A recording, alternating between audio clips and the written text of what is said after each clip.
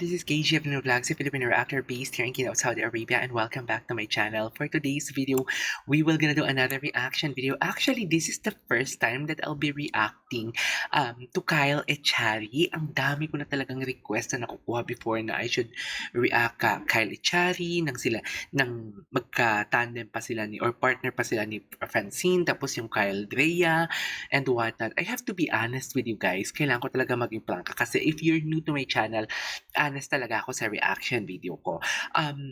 At first kasi napanood ko si Kyle sa The Voice, pero hindi ko talaga siya na-appreciate. I don't know why, bata pa siya noon, kay Coach Zara siya. So hindi ko talaga siya na-appreciate and parang sabi ko, bakit siya pinili ni Coach Zara? Kasi ang dami din naman magagaling that time sa batch ni Coach Sarah. And then after that, kahit sa kaderang din to, hindi ako nanonood and whatnot. Kasi kung alam nyo din naman, hindi ko talaga bet. Hindi na may galit ako sa kanila or napapangitan ako sa kanila. I don't know why is that my feeling yung about kay Blythe, hindi ko si bet si Blythe at hindi ko din bet si Kyle kasi parang si Kyle parang ang suplado na maangas na parang hindi siya I don't know, yung kanyang personality is very tough, should I say? Unlike sa mga typical na mga artista na ginagawa ko ng reaction video and whatnot. Pero kagabi, eto yon, napatweet talaga ako nito kagabi. Nagsuscroll ako sa sa TikTok and nakita ko to. Nakita ko tong cover na to. And my goodness gracious, I don't know why na napastop ako. Maybe because this is one of my favorite song as well. Pero like, napatweet talaga ako na parang, his version ng Kung Akin Ang Mundo by Eric Santos hits differently talaga. Sobrang ganda talaga ng rendition niya. And ang dami ko din nakikita na petition daw for studio cover or whatnot. Ang dami ko talaga nababasa ang ganong comments. So, I won't take any longer. Disclaimer lang, marami tayong pauses sa first part ng video pero itatry natin panoorin ulit kung kaya pa natin. Okay? Because this is very an emotional song and the way how he enunciate the lyrics itself, ang perfect talaga and deserve talaga ni, although maliit lang din naman tayo na reactor, like maliit lang tayo na YouTuber should I say, pero meron talagang makakakita nitong reaction video ko and ma-discover nila itong talent din ni Kyle kasi nagawan ko din siya ng reaction video and naging interested din ako nagawa ng reaction video because magaling si Obet sa senior high. Gumagawa din ako ng reaction video sa senior high.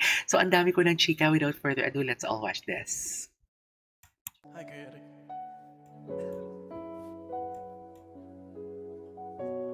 Kung ako ang may-ari ng mundo, Ganda ng timbre. ibibigay ang lahat ng gusto mo. Oh, love that. Di ba?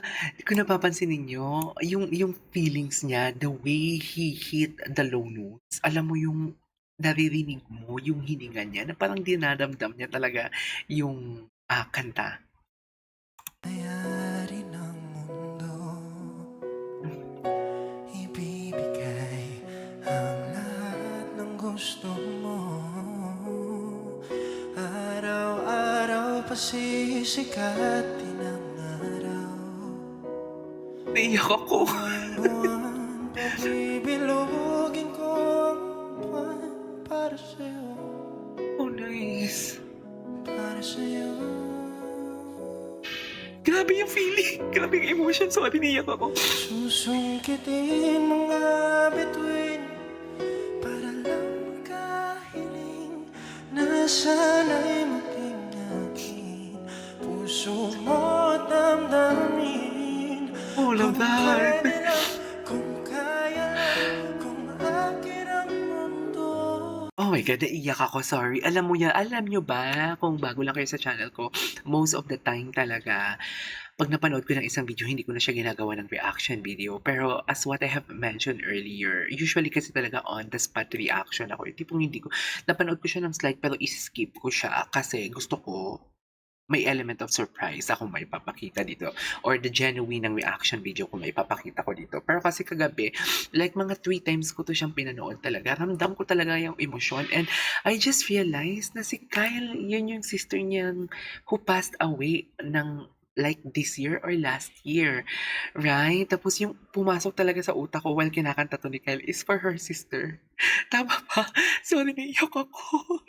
Naiyak ako talaga. Oh my gosh, ang arte-arte ko ba? Hindi usually talaga kasi umiyak talaga ako sa reaction video ko. Lalo-lalo kung ramdam ko talaga kung and alam ko yung history ng mga pinagdadaanan niya. So, ibalik natin ng konti dun sa may chorus part para hindi kayo mabitin. para sa'yo. Ang ganda-ganda ng Para Sa'yo niya, no? Buwan-buwan, Dito ako tinamaan, Para Sa'yo. para sa'yo. Para lang maibalik yung sister niya, should I say?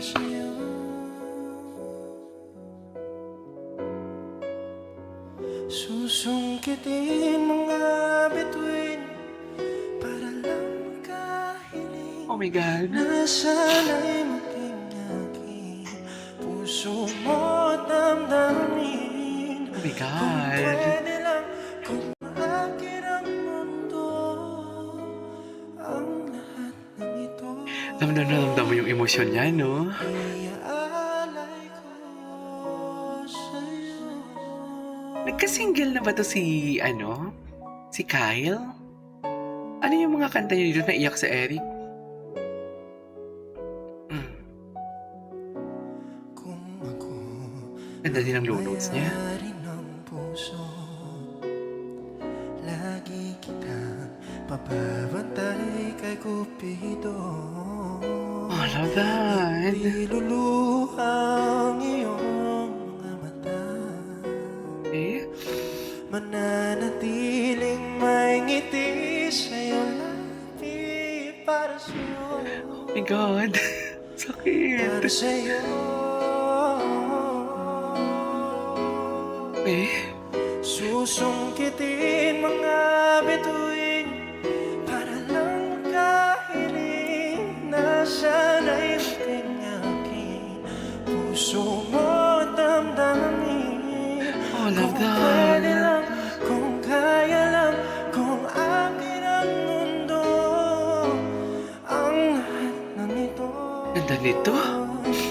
iaalay ko sa'yo. Sarap.